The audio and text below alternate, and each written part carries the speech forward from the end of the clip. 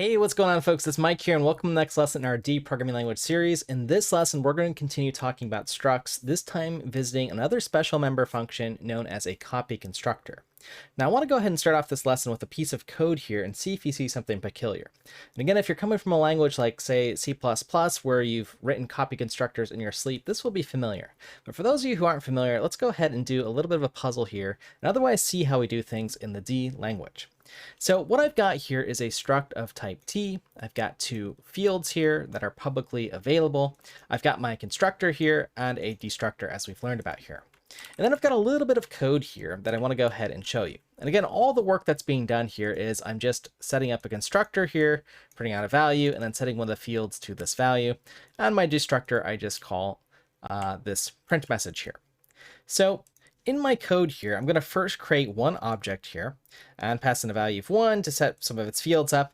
And then I'm going to access that actual dynamic array here and just append some members. So I'm just populating this data structure here. Okay, so that's the idea here with what I'm doing with lines 20 through 22, setting up my object and populating it with some data. And then I'll go ahead and just print out the data here. And then what I want to do here is actually make a second object, but this time by duplicating it from the previous object that I've created. This will save me time, so I don't have to, again, repopulate it with all these different attributes here for this dynamic slice here. I don't have to append the data again. I just have an exact copy here, or at least that's what I'm intending to do. And then I'm going to go ahead and play around and print out to make sure that the data is the same, change the data in M2, and then print out both of these objects and their associated data in that dynamic array. So let's go ahead and run this example here and see if you see something peculiar, or try this experiment yourself. So it looks like we created some object, and then I populated the data here for this object data. And then I made my second object, created the data here. So I've got my data here.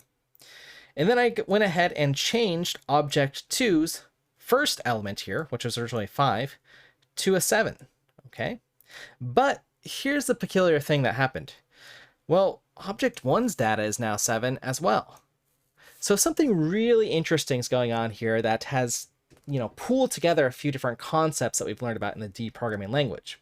So let's go ahead to the drawing board here and see what the issue is here. I'm going to go ahead and leave this code on the screen here, just so we can go ahead and see what the results were of our experiment. And let's go to the drawing board. So initially what I wanted to do at line 20 was, again, create this object, object 1 here. So I'm just going to indicate it by drawing a box here. I'll label it, and it has two fields, right? I have my M data, which is the collection down here, and then I had my M field here, which just stored something, right? I just initialized it to 1. And my M data, I stored a few things like 5 and 7. But then what happens here is D calls a compiler-generated copy constructor here at line 25. I'm constructing a brand new object, right? I have the type here, and it's the left-hand side of the equation. So I'm getting this second object 2 here. And by default, D will perform what's known as a shallow copy, okay? Provided for free, okay? In a compiler generated copy constructor. Okay, copy constructor. And that's what today's lesson is about, which is about how do we make copies of data here. So at line 25, we are in fact getting M field equal to 1. That's an exact copy over here. But this is where we have to pull together some of our other D knowledge that we've learned previously. Because let's go ahead and look at these types here. Well, this is just a simple value type here, an int. It's just a simple thing. We know it's exactly 4 bytes, so I can just copy that over easily. But the default here, if I do assignment with a reference type, which remember our dynamic arrays or our slices are, what that's actually going to do is just refer back to, and I'll draw the arrow this way, this actual address from object 1 here. Okay, when I do an assignment. And you can do this experiment by just creating 2 slices and setting them equal to each other. Okay, so that's the idea. That's the actual issue. So what we need to do is implement and perform a deep copy So let's go ahead and label it here. So we need often to create a deep copy in our copy constructor. Copy constructor. And I'll go ahead and move out of the way here to copy, reference types or other containers. Okay, that's the basic idea, because what we really want here is, again, not to have this reference here, but to actually get our own M data and be able to set the data to, 5 and 7 here. So to copy one at a time each of these elements, or in a group, do sort of a memory copy of all these elements here. Okay, so that's the idea. This is what our goal is, to do a deep copy by creating our own copy constructor here. Okay, so let's go ahead and do that and look at copy constructors and see if we can fix this problem such that if I just change one object's memory here, objects 2, that it doesn't affect both of them. That is, we're not referring to the same location. Unless that's explicitly the behavior that you want, which in that case, we're happy with the shallow copy, but most of the time we want the deep copy. So let's go ahead over to the language site here. We go to the language reference, go down to structs and unions here, and I'm going to go ahead and scroll down to see the copy constructor here, which is bullet number 14. And let's go ahead and see what we need here. Now, what we're going to do here is provide another special function signature, or a special member function, just like our copy constructor and our destructor for our structs. And it needs a particular signature for this function. So again, we're going to use this keyword here, our type that we're working with, and whatever we want to call the right-hand side of the equation. So for example, here, the type that we're working with is T, and the right-hand side is this object that we're making a copy from. Okay, that's what this syntax is read as. Now you can also do some neat things in the D programming language as well, like provide default parameters as well. If for some reason you wanted to, again, initialize some other things. So that's something, not often available in other languages, but something that you can do. Copy constructor with default parameters, just a little bonus there for you. But let's go ahead and write our copy constructor and look at this. And we'll write it a few different ways here, just so we can understand what's going on, and we'll want to see where it's actually called. So copy constructor, again, this keyword. And again, the signature for this one, specifically the first parameter, we need a reference to, well, whatever our type is, T, that's the type name here, and right-hand side, for instance. Okay, so let's just go ahead and write out copy constructor, okay, to see if that was called. And I'll follow our convention before by putting a T in front of it.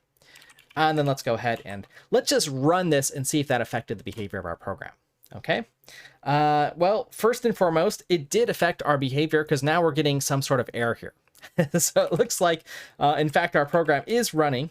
We are getting some data, but, well, we don't have any data to actually modify. So this is a good thing. It looks like we're making our copy. Okay. It's a separate memory location such that, well, for object 2, there's no M data array that's been allocated here.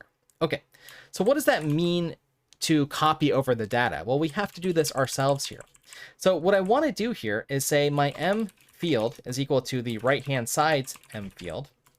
And then what we could do effectively for the shallow copy is if we set our M data is equal to the right-hand side's M data, right? This will get things to compile. But again, what I want to do here, let me make sure I make this a lowercase so we compile, is just to show that, and I'll make this correction in 2 places here. Oops, field, there we are. Is that this is what the compiler gives us for free. This would be rewriting the shallow copy. But again, that's not quite what we want. What we actually want is to be able to duplicate what is in the right-hand side data into and essentially allocate a new block of memory that we put into M data like this. So that's the idea. And we actually do have this .dup function here, which we can call here on our dynamic array here, which will allocate a new memory space for us for M data here. Okay, so let's go ahead and save this. Let's give this a run here and see if our experiment worked. Okay, so first and foremost, I construct a new object. Let's follow along here. Which I've done here. I set up two elements in this dynamic array here, 5 and 7, and I'm printing out that data. And then here, my copy constructor is called, so that's good again, because we're creating a new object here. So let's just go ahead and explicitly label this in our program here. So create by copy constructor, and sometimes that's just abbreviated to CTOR. So I'll just show you a different definition here. Then we write out the data here, and we see that, yeah, we're exactly the same data. This is a copy here, and I could print out the field as well to see that.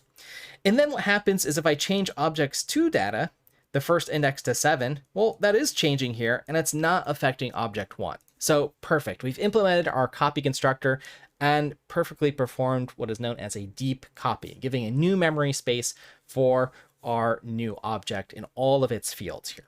Okay, so a few more things to talk about with copy constructors. And you can go into this a little bit deeper here. There are some nice different things like optimizations that can be done to avoid copies. But let's just see very quickly, why is it important to implement our copy constructor? Well, certainly when we're constructing objects as shown here.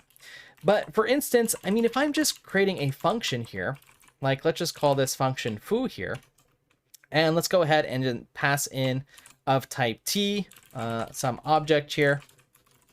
And I'm not going to do anything with it, but let's go ahead and just call this function here. And let's just call it a couple of times here. Let's call foo on object 1. And let's just do it a bunch of times here as shown. And we'll go ahead and run this program. And what I want to show you here is that effectively every time we call a function, right, a copy is being made, right, if we're passing this in by value. Now, if we pass this in by reference, and I'm going to have a separate video on this, on why it's sort of important later on in this series. But the idea is we avoid those copies, okay? So you can directly see again some of the importance of keeping track of this pass by value and pass by reference stuff here. Okay, so that's one way to see that copies will be made here, okay? Now, the other things I want to show you are just sort of syntax things with how we should be creating our copy constructor. This is the simplest form, but it's not the best form here. We can do better here. So how we can improve on this, and I'll go ahead and scroll down here a little bit here, is looking at our copy constructor attributes here. Now, a couple things that we want to do here, and actually I'll go ahead and just show you the first copy constructor here that we looked at, because I omitted a few things here that we probably want here. We got the reference because, again, as mentioned, we don't want to, you know, make a copy of a copy of a copy of a copy. So we have to pass in the reference here. Otherwise, you'll get this sort of recursive behavior here, like I showed with every time you create a function. Well, that would pass in another object type t and make another copy while trying to make the copy. So we don't want to do that. But we also don't want to be modifying the right-hand side typically while we're making the copy. So typically what we do here is we make this const here. Okay, so let me go ahead and run it just so you see it still works. That's a little bit stronger here. Now what you're also going to notice, and we haven't covered yet in this series, but we will with functions, is the scope here. Okay, what does return and scope mean? Well, this is specifying where this object can be modified, or what sort of scope here. Okay, so it's another layer of sort of protection here provided in the deprogramming language for things like memory safety, if we're passing objects around, or different types. Okay, so that's what that is. We're going to have a specific lesson on here. Scope, again, it's just telling where can this particular object that we're passing in escape. Can I change it, you know, from some other global state, for instance, and keep that change? So what this is saying is, nope, essentially can't change this. Now there are some other qualifiers here. Let me go ahead and scroll down here. That we can add in the language here. You'll notice in out. So I can replace that with replace const. Now again, if you're coming from a C++ background, const is going to be very familiar here with your copy constructors. What we can do is do in out. And what that does is it basically says it treats mutable, const, and immutable types the same here as far as what we can pass in here. And then we can again provide another layer of protection here by passing immutable on this particular function here. But that way, if I have, if I'm creating, you know, some immutable type here, or here's the const type, the immutable type, and then when I'm making the copies here on the right-hand side, it'll call the same copy constructor. So we don't have to have a specific signature for the const version that we're making a copy of or the immutable version, because effectively we're doing the same thing. We're saying, hey, here is a block of memory here that I have here, and I want to copy it over to this side and perform a deep or a shallow copy. Most of the time, again, probably you're writing to do a deep copy. Okay, so that's the idea. That's some of the things here. If that's too intimidating for you as you're just getting started off, or if you're coming from a C++ background, right, just start with this, digesting, the C++ way. But again, we're in the D language. We can do things a little bit better. Again, adding more power here. We could do in out here, and we could do, return scope, and then we can, add, a mutable here, for instance. Okay. Or in this case, if we have an immutable object, let me go ahead and take that out here. We don't want to forget about those qualifiers that we've learned about in our other lessons here. Okay, so that's the idea. This will do. And again, you can always refer to the D documentation if you get hung up on the syntax, but I think you'll get used to this relatively quick. All right, folks, so with that said, feel free to follow along on this course here and track your progress on my website, courses.msha.io, if you'd like. And I hope you enjoyed this lesson. Hope you're enjoying learning about structs as we break down all the little pieces, and that you're practicing as we go along so you can learn this stuff. If you have any questions, feel free to engage in the discussion below, and I'll look forward to seeing you folks in the next one.